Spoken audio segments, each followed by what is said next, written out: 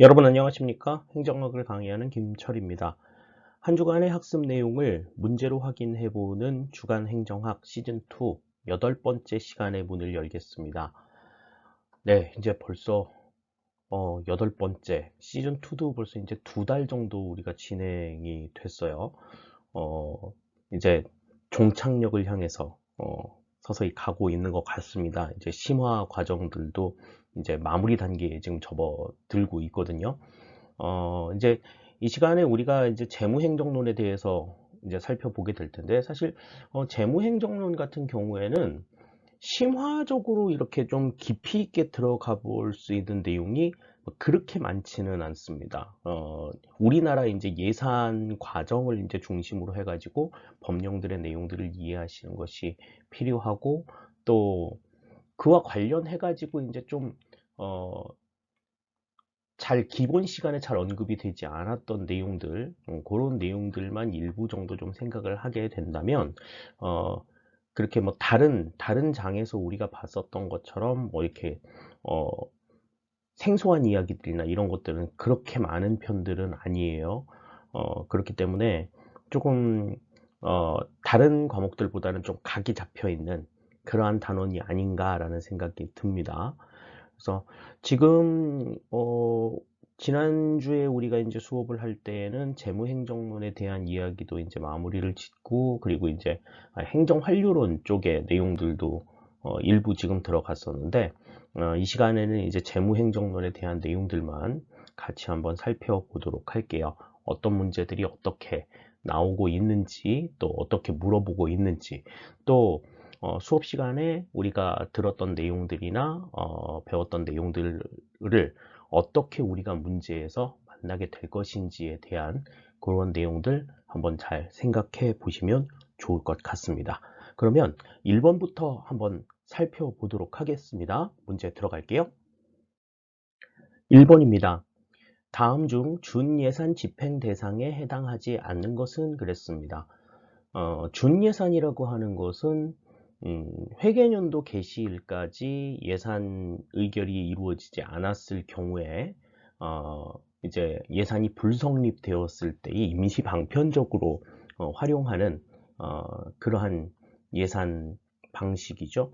그래서 우리나라에서 지금 채택하고 있는 게 바로 이 준예산, 다시 말해서 예산이 의결이 될 때까지 전년도 예산에 준해서 예산을 집행하는 그러한 예산을 우리가 이제 준예산이라고 이야기한다 그랬는데, 이 준예산이라고 하는 것 자체가 그냥 그 전년도 예산에 준해 가지고 모든 예산들을 전부 다 취급하는 건 아니다 라고 말씀을 드렸었어요. 그래서 국가재정법상에 보면은 이제 국가재정법이 아니죠, 헌법에 보면 그 준예산을 언제 집행하도록 되어 있다라고 하는 것이 이제 언급이 되어 있는데, 거기에 대한 내용들을 한번 좀 보죠. 뭐 헌법이나 법률에 의해서 설치된 기관 또는 시설의 운영, 이미 예산으로 승인된 사업의 계속을 위한 비용, 이거 이제 계속비가 되는 거죠.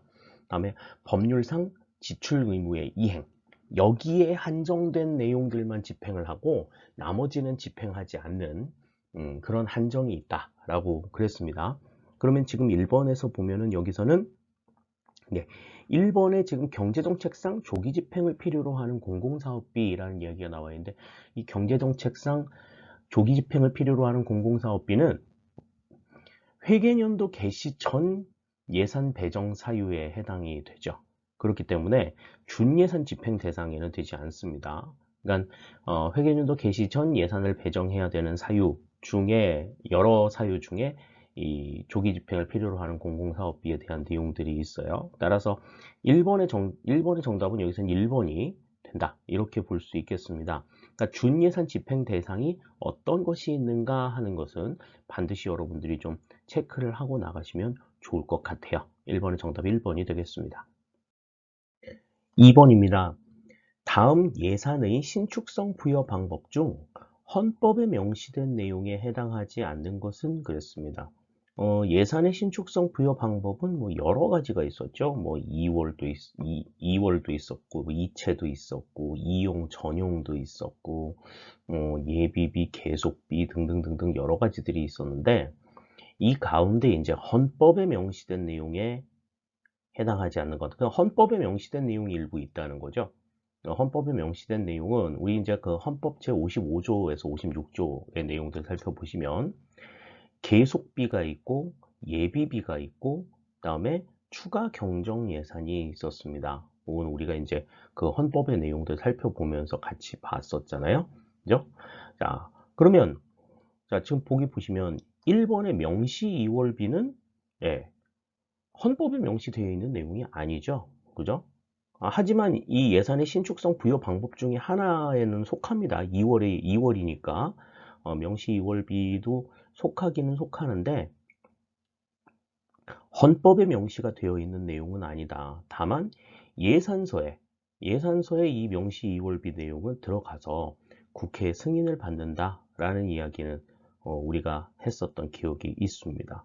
2번의 계속비, 예비비, 추가 경정 예산 이게 이제 헌법에 명시가 된 예산의 신축성 부여 방법이죠. 따라서 2번에는 정답이 1번이 된다. 이렇게 우리가 생각할 수 있겠습니다. 그러니까 예산의 신축성 부여 방법 뭐 여러 가지가 있는데 그 가운데서 헌법에 규정이 되어 있는 내용이 이 세 가지다라고 하는 것 다시 한번 기억해 두시면 좋을 것 같아요. 3번입니다. 다음 중 국가재정법에 명시된 예산의 원칙에 해당하지 않는 것은 그랬습니다. 국가재정법 제16조에 보시면 예산의 원칙에 대한 내용들이 나와 있어요. 그래서 이 예산이라고 하는 것이 어떠한 목적을 가지고 있고 그 목적을 달성하기 위해서 어떠한 원칙들이 지켜져야 한다라고 하는 그러한 맥락에서 이제 정리가 된 내용인데, 자, 우선 첫 번째로 재정 건전성 확보가 있고요. 두 번째, 국민 부담을 최소화시켜야 한다. 그러니까 엄밀하게 정확하게 예산을 그 세금을 조세를 거둬야 된다라고 하는 그런 얘기들도 있었잖아요.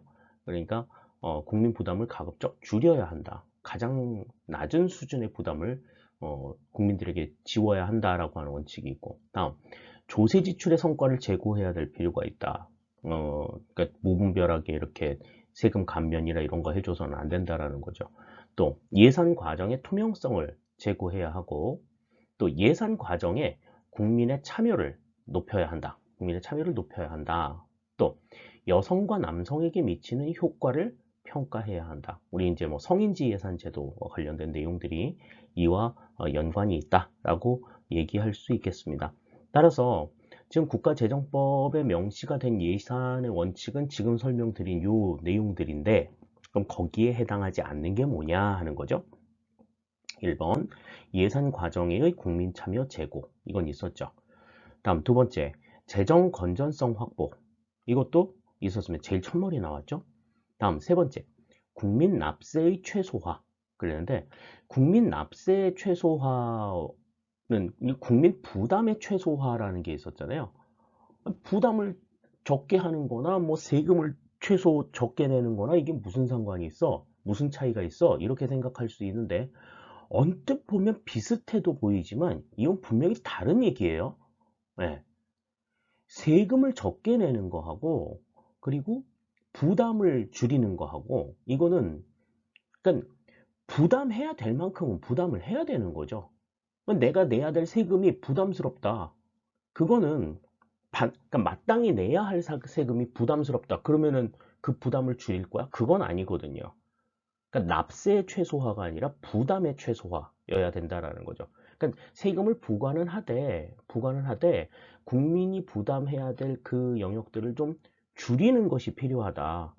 근데 무조건 납세를 줄인다라고 하는 거는 이제 그 돈을 내는 것, 이 자체를 최소화시키는 그런 의미로 이해될 수 있는 측면들이 있기 때문에 국민 납세 최소화는 맞는 얘기라고 보기는 어렵습니다. 그러니까 되게 비슷하게 생각이 될 거예요. 되게 비슷하게 생각이 되겠지만 부담을 최소화하는 것과 납세를 세금 납부를 최소화시키는 것, 이거는 전혀 다른 문제다, 이거는. 같다고 보기는 좀 어렵다, 이렇게 생각할 수 있습니다. 다음에 조세지출 성과의 재고, 이거 다 들어 있었던 내용이죠. 그래서 지금 여기서는 3번만 제외하고는 이제 국가재정법상에 나와 있는 예산의 원칙이다, 이렇게 이야기할 수 있겠습니다. 따라서 정답은 3번이 정답이 되는 것 알 수가 있겠어요. 이런 단어 하나 이렇게 바꿔가지고 여러분들을 혼란에 빠뜨리는 문제들이 상당히 조금 많이 간간히 보입니다. 그러니까 그런 부분들에 걸려 넘어지지 않도록 여러분들이 조금 더 촉각을 조금 곤두세워서 좀 신중하게 문제를 대할 필요가 있겠다. 이렇게 말씀을 드릴 수 있겠어요. 3번의 정답 3번이 되겠습니다. 4번입니다.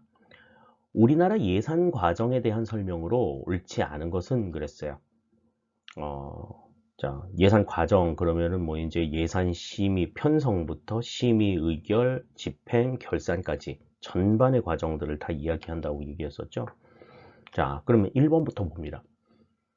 헌법상 정부는 예산안을 회계연도 개시 90일 전까지 국회에 제출해야 한다. 그러니까 예산안을 국회에 제출하는 시기에 대해서는 헌법에 명시가 된 내용과 국가재정법에 명시가 된 내용이 좀 다르다, 이렇게 말씀을 드렸어요. 헌법상에는 90일 전까지 제출하도록 되어 있고, 그 다음에 국가재정법상에는 120일 전까지 제출을 하도록 되어 있죠. 그래서 별다른 언급이 없다 그랬을 때에는 국가재정법상의 기준을 준용한다, 이렇게 말씀을 드렸었습니다. 자, 그러니까 헌법상의 기간을 물어봤으니까 회계연도 개시 90일 전까지 국회에 제출해야 한다, 얘기가 맞는 이야기가 되겠죠. 다음 두 번째, 국가재정법상 우리나라 예산안 심의 기간은 60일이다 그랬는데, 이거는 잘 생각해 보셔야 돼요. 아까 말씀드린 대로 예산안을 국회에 제출하는 기간이 이제 국가재정법상에는 회계연도 개시 120일 전이라고 얘기했고, 그 다음에 예산안이 국회 의결이 되는 것은 언제까지라고 그랬어요? 회계연도 개시 30일 전까지 의결이 되도록 되어 있죠. 따라서 지금 이 내용들을 미루어 봤을 때 국가재정법상에서 예산이 제출이 돼가지고 의결이 되기까지의 기간, 그게 이제 심의기간이 되겠지. 그 심의기간이 이제 언제가 되냐? 회계연도 개시 120일 전까지 제출이 되어서 회계연도 개시 30일 전까지 의결이 된다. 그랬으면 120일에서 30일 빼면 90일 기간이 되겠죠. 90일간 예산을 심의하는 기간이 되겠죠. 근데 지금 여기 60일이라고 나와 있으니까 2번은 틀린 내용이 되겠습니다. 헌법상에 명시된 예산안 심의 기간은 60일이 맞겠죠. 회계연도 개시 90일 전에 제출이 되어서 30일 전에 의결이 되어야 하니까, 그러니까 국가재정법상의 심의기간이 아니라 60일은 국가재정법상 심의기간이 아니라 헌법상 심의기간이다, 이렇게 우리가 생각하시면 되겠습니다. 다음에 3번, 예산 과정 주기는 3년이다. 그렇죠? 편성하고 심의 의결에 1년, 집행에 1년, 결산에 1년, 그래서 총 3년이 예산 과정 주기다, 그렇게 설명드렸어요. 그 다음 4번, 추가 경정 예산 편성 횟수는 제한이 없다 그랬죠? 맞는 얘기죠? 네, 편성 횟수는 제한이 없습니다. 하지만 편성 사유에는 제한이 있다.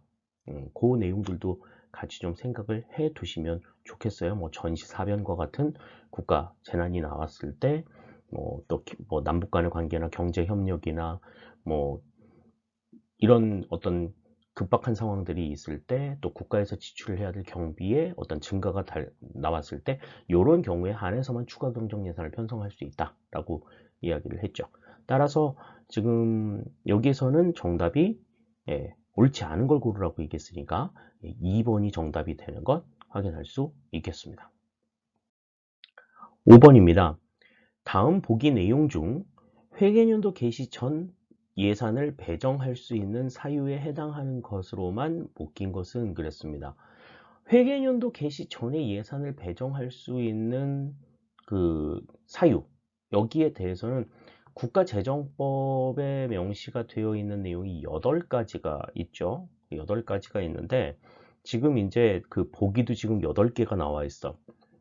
다 들어가 있을 수도 있겠다 이런 생각을 하겠지만 불행히도 지금 밑에 그 보기를 보면 5개만 나와 있습니다. 이 8개 중에 지금 5개가 있고 3개는 아닌 거라는 거지. 각각의 내용들을 한번 살펴볼게요. 자, 기억부터 봅니다. 각 관서에서 필요한 부식물의 매입 경비. 부식물의 매입 경비. 이거는 회계연도 개시 전 예산 배정 사유에 들어갑니다. 기억은 일단 맞아요. 그러면 3번, 4번은 답이 일단 아니겠죠. 자, 다음 니은 봅니다. 이제 니은이 들어가냐 안 들어가냐. 요거에 따라서 이제 1번이 되느냐 2번이 되느냐가 결정이 될 것 같아요. 선박의 운영, 수리 등에 소요되는 경비. 이거는 회계연도 전 예산 배정할 수 있는 사유에 들어가죠. 그죠? 그렇기 때문에 기억, 니은 전부 다 지금 맞는 게 되는 거야. 그러니까 지금 정답은 그냥 여기서 바로 나왔죠. 1번이 나온 겁니다. 자, 근데 이제 이렇게 문제를 보는 건 이제 시험 때만 이렇게 보는 거고, 지금 우리가 이제 연습하면서 보는 거니까, 연습하면서 볼 때는 답인 건 왜 답인지, 답이 아닌 건 왜 답이 아닌지, 이거 생각해 보라고 얘기했었죠. 자, 다음 디귿 봅니다. 공익사업의 시행에 필요한 손실보상비. 그랬는데, 공익사업의 시행에 필요한 손실보상비는 이 회계연도 개시 전 예산 배정 사유가 아니라 세출 예산의 2월에 해당하는 비용이죠. 세출 예산이 2월 할 때 어떤 것들을 2월 하느냐, 그랬을 때 이 언급이 된 내용입니다. 디귿은 해당이 되질 않아요. 다음 리을. 범죄수사 등 특수활동에 소요되는 경비. 요거는 뭐 지금 답 딱 나와 있는 거 보면은 리을은 해당이 되니까 회계연도 개시 전 예산 배정의 내용이라고 볼 수가 있겠고. 다음 미음. 법령상 지출 의무 이행을 위한 경비. 이 법령상 지출 의무 이행을 위한 경비는 이거는 어디에서 나왔었느냐면 이게 이 경비가 부족했을 경우에 예산의 이용이 가능하다. 예산 이용이 가능한 상황에 대해서 이야기할 때 법령상 지출 의무 이행을 위한 경비가 부족할 경우가 있어요. 그래서 거기에서 이제 언급이 된 내용입니다. 다음 비읍. 재해복구 사업에 소요되는 경비. 이것도 회계연도 개시 전 예산 배정 사유에 해당이 되지요. 다음 시옷. 기관 운영을 위한 필수적 경비. 요거는 아까 우리 그 준예산 집행할 수 있는 그러한 내용에도 이 내용들이 있었는데 이 기관 운영을 위한 필수적 경비 역시도 아까 우리 그 미음에서 본 내용과 마찬가지로 부족하게 되었을 때 예산의 이용이 가능한 사유에 해당이 된다. 이렇게 볼 수 있겠습니다. 자, 다음에 이응. 외국에서 지급하는 경비. 요거는 이제 회계연도 개시 전 예산 배정 사유에 해당이 되죠. 따라서 기억, 니은, 리을, 비읍, 이응 요 5개가 회계연도 개시 전 예산 배정 사유에 해당이 된다. 이렇게 볼 수 있겠습니다. 따라서 5번의 정답은 1번이 되겠어요. 일단 이 회계연도 개시 전 예산 배정 사유를 찾는 것도 중요하지만 아닌 것들, 지금 그게 아닌 이 3가지가 어디에서 나온 내용들인가 하는 것도 같이 겸해서 여러분들이 좀 확인해 두시면 좋겠습니다. 6번입니다. 다음 중 우리나라 결산 과정에 대한 설명으로 옳지 않은 것은 그랬습니다. 이 예산과 결산의 내용이 과정이나 그 내용들이 상당히 조금 온도차가 좀 크다 그런 이야기 했었는데 그 결산 과정에 대한 설명으로 옳지 않은 걸 고르래요. 1번부터 보겠습니다. 각 중앙관서의 장은 다음 연도 2월 말일까지 결산 보고서를 기획재정부 장관에게 제출하여야 한다 그랬습니다. 요거는 이번 주가 상당히 지금 이 녹음하고 있는 시점이 지금 2월 말이기 때문에 상당히 이때 지금 정신 없을 거다 그런 이야기 했었죠. 1번 맞는 이야기가 되겠습니다. 다음 2번. 기획재정부 장관은 국가결산 보고서를 다음 연도 4월 10일까지 국회에 제출하여야 한다. 그랬는데 이 기획재정부 장관이 국가결산보고서, 그러니까 그 각 중앙관서장들이 보내온 결산보고서를 하나로 묶어가지고 통합본으로 만든 게 이제 국가결산보고서라고 이야기를 했죠. 그 국가결산보고서를 다음 연도 4월 10일까지 제출을 하는데, 다음 연도 4월 10일까지 국회에 제출하는 것이 아니라 감사원에 제출하도록 되어 있습니다. 지난번에 기본 시간에도 말씀을 드렸지만 결산 같은 경우에는 결산의 핵심적인 업무, 주요 핵심 업무를 담당하고 있는 곳은 국회가 아니라 감사원이라고 말씀을 드렸죠. 그래서 이 결산 보고서를 받기 위해서 4월 10일까지 감사원에 국가결산보고서를 제출을 합니다. 2번은 맞는 이야기가 아니에요. 다음 3번. 감사원은 국가결산보고서를 검사하고 그 보고서를 다음 연도 5월 20일까지 기획재정부 장관에게 송부하여야 한다.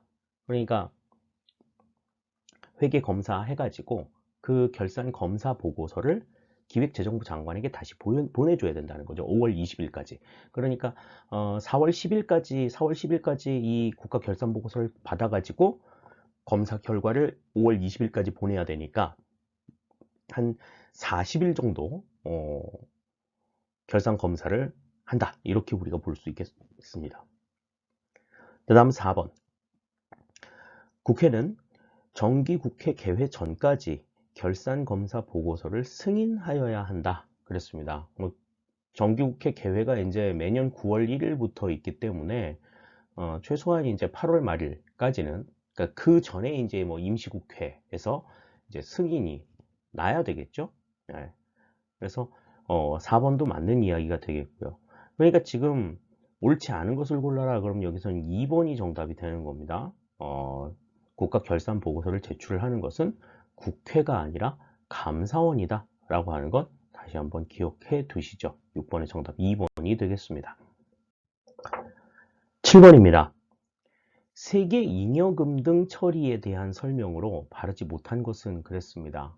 작년에 이제 그 세계 잉여금과 관련된 문제가 출제가 되면서 상당히 좀 당황스러워했던 친구들이 더러 있었어요. 잘 안 나오는 이야기였는데 언급이 돼서 그랬는데, 이 세계 잉여금이라고 하는 거는 회계 처리를 하고 그러니까 예산을 집행을 하고 나서 남은 돈들을 우리가 이제 세계 잉여금이라고 얘기를 하죠. 그러니까 쓰고 남은 돈들.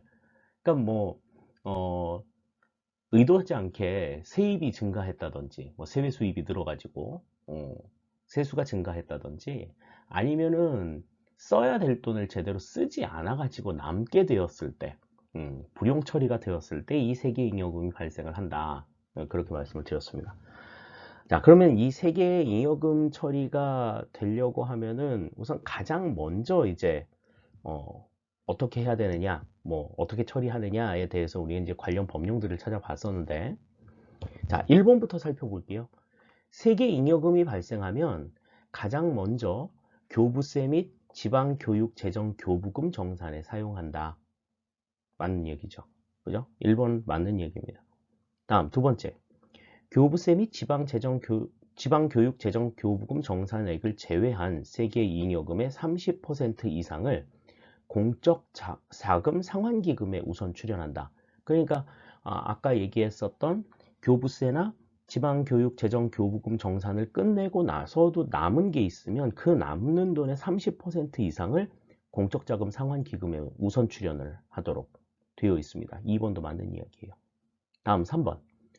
공적자금 상환기금 출연 후 남은 세계 잉여금의 30% 이상을 국채 또는 차입금 등 채무 상환에 사용한다. 그러니까 공적자금 상환기금 출연하고 나서 또 남는 게 있으면 그 중에 30% 이상을 이제 빚 갚는 데 써야 된다는 거죠. 자, 다음 4번. 채무 상환 후 사용 후 남은 세계 잉여금은 다음 연도 세입에 이입한다. 그랬는데, 채무 상환 사용 후에 남은 세계 잉여금 같은 경우에는 우선 다음에 추가 경정 예산 편성에 사용하도록 되어 있어요. 그래서 추가 경정 예산의 편성에 사용을 하고, 추가 경정 예산의 편성을 하고 남은 게 있으면 그거를 이제 다음 연도 세입에 이입하도록 되어 있습니다. 순서가 그렇게 되어 있죠. 그렇기 때문에 지금 4번 같은 경우에는 다음 연도 세입에 이입한다가 아니라 추가 경정 예산 편성에 사용한다. 이렇게 해야지 맞는 이야기가 되겠습니다. 따라서 바르지 못한 것은 여기서는 4번이 정답이 된다. 이렇게 볼 수가 있겠어요. 8번입니다. 우리나라 예산심의에 대한 설명으로 옳지 않은 것은 그랬습니다. 예산심의는 이제 국회에서 담당을 하고 있는데 그 국회와 관련된 이제 이야기들 쭉 한번 살펴봐야 되겠죠. 자, 1번부터 봅니다. 예산심의는 국민의 대표인 입법부가 행정부를 통제하는 가장 강력한 사전 통제 수단이다. 그랬습니다. 맞는 이야기죠. 입법부가 행정부를 통제할 수 있는 방법이에요. 그리고 결정이 되기 전에, 집행이 되기 전에 심의를 하는 거기 때문에 사전 통제 수단이라고 볼 수가 있죠. 1번 맞는 이야기입니다. 다음 2번. 예비심사는 소관 상임위원회별로 실시한다. 맞죠? 네. 예전에 문제 나왔을 때 이거 뒤집어 가지고 문제 나온 적이 있었어요. 예비심사하고 종합심사 그 담당이 어딘지 이거 뒤집어 가지고 문제 낸 적이 있었는데, 예비심사는 소관 상임위원회별로, 종합심사는 국회 예산결산특별위원회에서 이렇게 실시한다. 그렇게 말씀을 드렸었습니다. 자, 3번. 종합심사는 국회 임시기구인 예산결산특별위원회에서 실시한다. 그랬는데, 네, 예산결산특별위원회에서 실시하는 건 맞죠. 그런데 이 예산결산특별위원회는 특별위원회이기는 하지만 임시기구가 아닌 상설기구라고 말씀을 드렸습니다. 아까 우리 앞에서도 살펴봤지만 그 예산 주기가 3년이나 되기 때문에 이 예산결산특별위원회가 만들어졌다 없어지고 만들어졌다 없어지고 이럴 수가 없어요. 그게 의미가 없는 상황인 거죠. 그래서 계속 이 예산결산특별위원회는 유지를 하되, 이 소속 위원들, 예산결산특별위원회 소속 위원들은 1년마다 임기를 1년으로 한정한다. 1년마다 이제 교체를 해야 되는 그런 상황들이 있는 거죠. 그러니까 예산결산특별위원회는 상설기구다라고 하는 것 다시 한번 기억해 두시면 좋겠습니다. 다음 4번. 기금은 예산심의 대상에 포함되지 않지만 기금 운용 계획안의 국회 심의를 통해 기금 운용 내역을 파악할 수 있다. 그랬습니다. 기금은 이제 세입세출 예산에 들어가지 않는 특징을 가지고 있지만, 그 기금의 운용 내역을 알아야지 이제 전반적으로 국가 재정의 흐름을 알 수 있기 때문에 기금 운용 계획안을 제출받아가지고 국회에서 심의를 하도록 되어 있죠. 4번 맞는 이야기가 되겠습니다. 따라서 예산심의에 대한 설명으로 옳지 않은 것을 골라라. 그럼 여기서는 3번이 정답이 되겠어요. 예산결산특별위원회는 국회 상설기구다. 다시 한번 정리해 두시면 좋겠습니다. 8번의 정답 3번이 되겠습니다. 9번입니다. 결산보고서 중 재무제표에 포함되지 않는 것은 그랬습니다. 재무제표, 이거 뭐 예전에 이제 대차대조표라고 얘기한 내용이라고 말씀을 드렸잖아요. 국가 재정을 운용하는 데 있어서 반드시 봐야 될 내용들 중에 하나입니다. 그래서 이 재무제표 안에, 결산보고서 안에 이제 이 재무제표가 들어가 있는데, 그 재무제표가 이제 어떻게 구성이 되어 있느냐, 그 구성에 대해서도 국가재정법에 나와 있죠. 그래서 국가재정법이라는 국가회계법에 나와 있죠. 이거는 그 국가회계법에 이제 그 재무제표의 구성이 나와 있는데, 재정상태표, 그다음 재정운용표, 그다음 순자산 변동표, 이렇게 세 가지로 구성이 됩니다. 순자산이라고 하는 거는 뭐였어요? 자본을 순자산이라고 이야기한다. 이제 그렇게 얘기했었죠.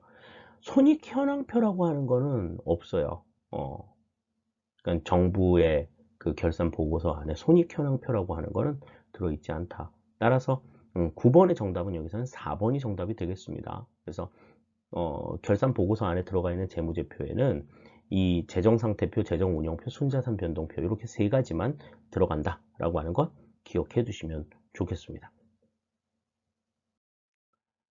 다음 10번입니다. 다음 중 국가회계법에 의거한 국가회계 기준에 해당하지 않는 것은 그랬습니다.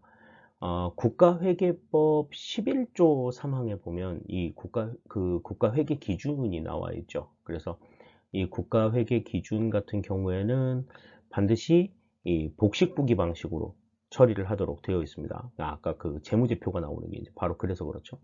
다음에 회계 업무 처리의 적정성과 재정 상태 및 재정 운영의 객관성과 통일성을 확보하여야 한다라고 하는 게 또 하나의 회계 기준이 되겠고, 다음에 이제 세 번째로 나오는 게 이제 회계 업무 처리를 하는 데 있어서 이 국가 회계 기준에 관한 업무를 전문성을 갖춘 기관이나 단체에 위탁을 할 수가 있도록 되어 있어요. 그러니까 이 회계 담당자가 거기에 대한 이 전문성이나 이런 것들을 굳이 보유를 해야 될 필요가 없는 거지. 물론 보유하면 좋겠지만 그 보유한 내용들이 국가회계 기준에 명시가 되어 있지는 않아요. 이런 전문적인 기관들한테 맡겨도 된다. 그렇게 되어 있지, 회계 담당자가 전문성을 보유해야 된다라고 이야기가 되어 있지는 않습니다. 따라서 10번에서는 여기서는 정답이 3번이 이제 국가회계 기준에 언급이 안 된 내용이다. 이렇게 우리가 생각을 할 수 있겠네요. 10번의 정답 3번이 되겠습니다. 네, 주간행정학 시즌2 8번째 시간 재무행정론에 관련된 내용들을 가지고 우리가 함께 했습니다. 뭐 문제가 좀 이렇게 까다로운, 시즌2 들어와서 나오는 문제들은 좀 문제가 좀 난이도가 좀 있죠. 아무래도 이제 법령에 대한 내용들도 있고 또 좀 그 심화되어 있는 이론들이 존재하기 때문이기도 합니다. 그래서 문제가 기본 내용을 익히고서 봤던 내용들하고는 좀 사뭇 많이 좀 다를 거예요. 하지만 이 내용들을 뭐 모르고 뭐 시험을 보는 것도 좀 이상해요. 특히 법령과 관련된 내용들만큼은 여러분들이 꼭 한번 정리를 좀 해 두시기를 당부를 드리겠습니다. 그러자고 이제 문제도 계속해서 내고 하는 거니까요. 자, 앞으로 일정을 잠깐 말씀을 드릴게요. 앞으로 일정은 지금 이제 제가 강의하고 있는 강의 계획에 따르면 앞으로 이제 2주 정도 더 심화 과정이 진행이 되고, 그 심화 과정이 마무리가 된 다음에 이제 문제풀이가 진행이 될 겁니다. 뭐 제가 이제 뭐 오프라인에서 강의를 하고 있는 곳이 이제 공무원 학원이 이제 있기 때문에 그 이제 스케줄에 조금 맞춰가지고 진행이 되는 측면들이 없지 않아 있기는 한데요. 우선 심화 과정 자체는 3월 중순쯤 마무리가 될 것 같습니다. 3월 둘째 주쯤 마무리가 될 것 같고, 3월 둘째 주에 이제 마무리가 되게 되면 주간 행정학에 지금 10문제씩 나오게 되는 이 주간 행정학의 시즌2도 이제 마무리가 될 거예요. 주간 행정 시즌2는 이제 10회 분량으로 이제 끝이 나게 됩니다. 그러니까 벌써 시즌1, 시즌2 해온 게 벌써 6개월이 이제 돼 가는 거죠. 그래서 이제 이후에 이제 문제풀이를 진행하면서는 어떻게 내용들을 구성을 할까에 대해서는 지금 계속해서 좀 고민을 하고 있어요. 지금 10문제 우리 풀이하는데도 한 35분에서 한 40분 정도 소요가 되는데, 기출문제 풀이를 만약에 하겠다라고 하면은 그보다 조금 더 긴 시간이 조금 필요할 것 같거든요.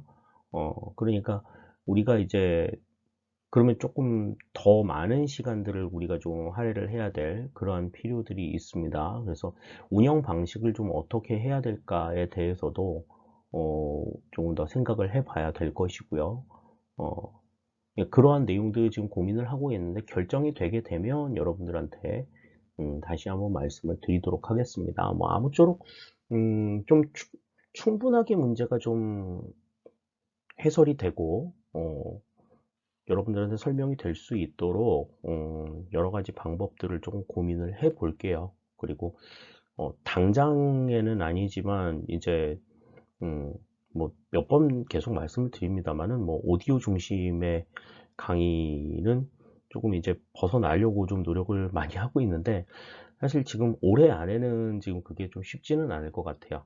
올해 안에는 쉽지는 않을 것 같고, 음, 이제 차츰차츰 그 부분들은 좀 개선을 해 보도록 하겠습니다. 그리고 뭐 수업 시간에도 계속 보는 얼굴, 뭐 여기서까지 보게 되면 좀 부담스러울 수도 있을 것 같고, 뭐 내 핑계인 것 같기도 하고, 그렇기는 한데, 어, 여건이 조금 될 수 있도록 많이 고민 많이 해 볼게요. 그리고 가급적이면 여러분들한테 좀 많은 문제들을 좀 접할 수 있도록 하려고 하니까, 또 특히 뭐 어떻게 좀 해주셨으면 좋겠어요 라고 하는 의견 있으시면 뭐 댓글로라든지 아니면은 뭐 메신저를 통해서라든지 얘기해 주시면 거기에 맞춰서 거기 참고해서 컨텐츠에 반영을 하도록 하겠습니다. 그래서 보다 조금 더 유익한 자료들 많이 조금 양산을 해낼 수 있도록 노력 많이 할게요. 자, 이제 2월도 거의 다 갔어요. 2월도 다 갔고 이제 다음 주면 벌써 이제 3월입니다. 3월이면은 이제 뭐 봄이죠. 이제 코로나 백신 접종도 시작이 됐다고 하고, 이제 날씨가 따뜻해지면은 확진자의 증가세도 조금 주춤해질 거예요. 주춤해질 것이고, 이제 여러분들이 본격적으로 이제 시험에 이제 일로 매진해야 되는 그러한 시간들이 점점 눈앞에 다가오고 있습니다. 국가직 시험 같은 경우에는 이제 뭐 한 50일 정도 앞에 남겨져 있는 상태고, 뭐 지방직 군무원도 계속 이어서 있기는 하지만, 지금 당장 눈앞에 있는 거는 이제 50여일 앞에 있는 이제 국가직 시험이죠. 뭐 지금 우리가 풀고 있는 문제도 뭐 그렇지만, 아, 우리가 지금 다루지 않은 문제들 가운데서도 만약에 뭐 내가 그냥 스스로 풀던지 아니면 뭐 다른 선생님 강의를 듣던지 뭐 이렇게 내가 혼자서 풀다가 이해가 안 되는 부분이라든지 좀 이해가 잘 안 되는 부분이라든지 그런 것들이 있으면 언제든지 질문하세요. 댓글창으로 질문해 주셔도 되고, 그 다음에 오픈 채팅방을 통해서도 언제든지 열려 있으니까 질문 많이 해주시길 바랍니다. 질문 많이 하면 할수록 여러분들이 가져가는 게 훨씬 더 많다라고 하는 거, 하나 물어봤는데 두 개, 세 개 얻어갈 수 있는 그러한 기회를 놓치지 말고 꼭 잡으셨으면 하는 마음을 갖습니다. 네, 이제 마무리하겠습니다. 환절기예요. 아침, 저녁으로 날씨가 많이 쌀쌀하고, 그리고 낮에는 또 포근하고 이런 날씨들이 좀 이어지고 있습니다. 아무쪼록 감기 조심하시고 코로나는 더더욱 조심하시고 건강한 모습으로 다음 주에 다시 만나도록 할게요. 여러분들 다음 주에 뵙겠습니다. 감사합니다.